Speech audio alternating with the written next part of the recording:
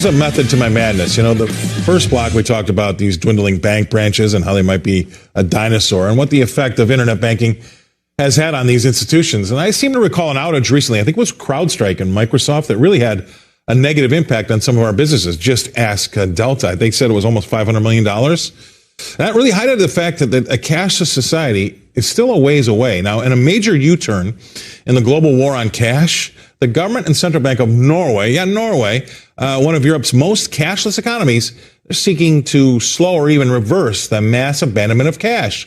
Only 3% of Norwegians used cash in their latest purchase in a physical shop, according to the recent central bank survey. Now, in a bid to change that, a new amendment to Norway's Financial Contracts Act came into force on October the 1st that bolsters citizens' rights to pay with cash in retail settings. One of the main justifications for the legislation is to support the estimated 600,000 people in the country, equivalent to roughly 10% of the population there, who struggle to use digital payments and who have been increasingly excluded from the retail economy. But this is the more important one. Besides ensuring that people are not excluded from participating in the economy, the new amendment has another important goal, and that's to provide the economy with greater financial resilience. Yeah.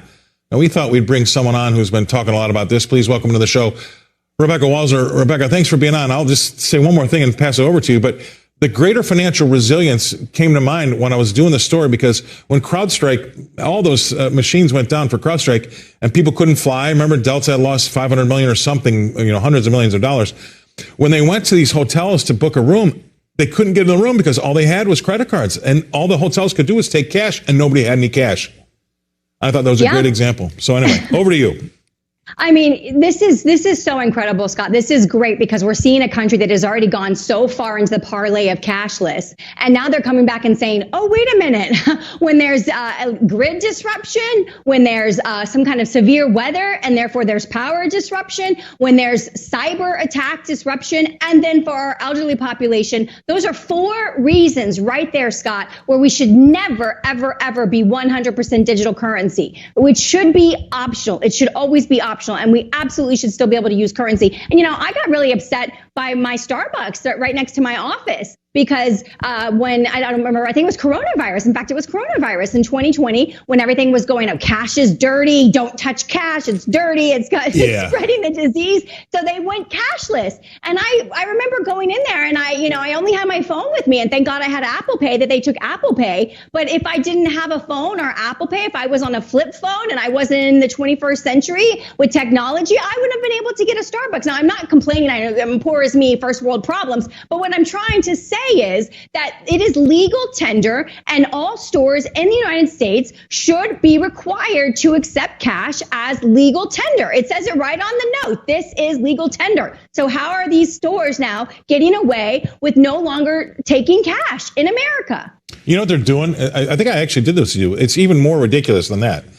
They're making you they have a reverse ATM machines now, where you take your cash, put it in, and it spits out a card for $200 so that they can still run it through the system. But people don't understand.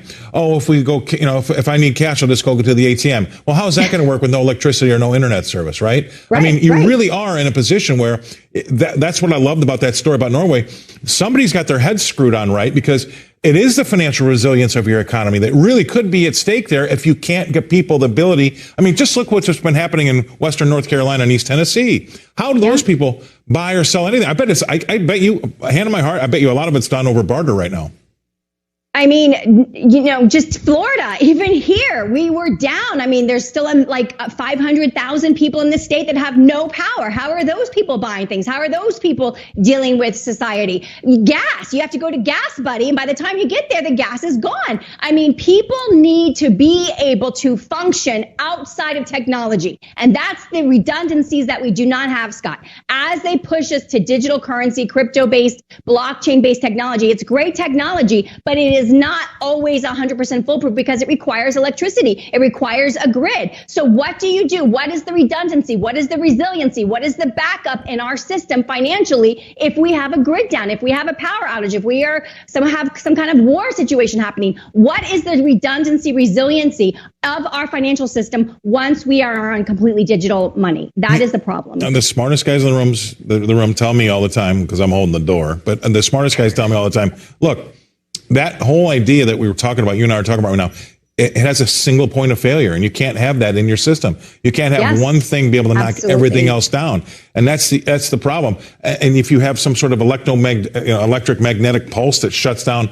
everything that's digital, how does the economy still thrive? How do you stay safe? I mean, how do you get a hold of it or buy? I mean, it really does beg the question about why anybody would want to force us not to use cash.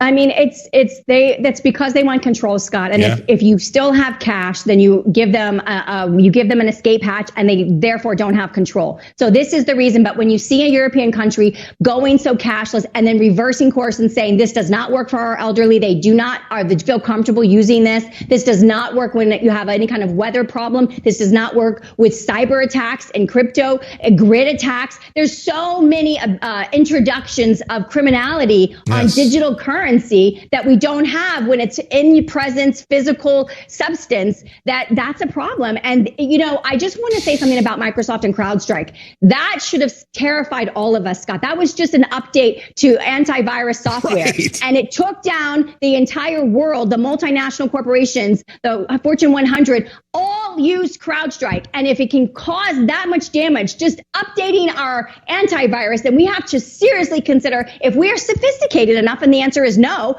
to have digital currency, period. We're not sophisticated enough. If we can't roll out antivirus without shutting down the entire world for a day, then we aren't ready to do that with our money, period. It's a great way to end it. I'll just put a cherry on top and say, having seen what that did, do you not think that some pretty bad people out there took notice and went, maybe, just maybe, and here we go, right? So, gosh, you're the perfect person for that. Thank you very much, Rebecca. I'm glad you're safe in Tampa. Boy, oh boy, we were worried about you. Rebecca Walser, Walser Wealth Management in Tampa, Florida. Thanks for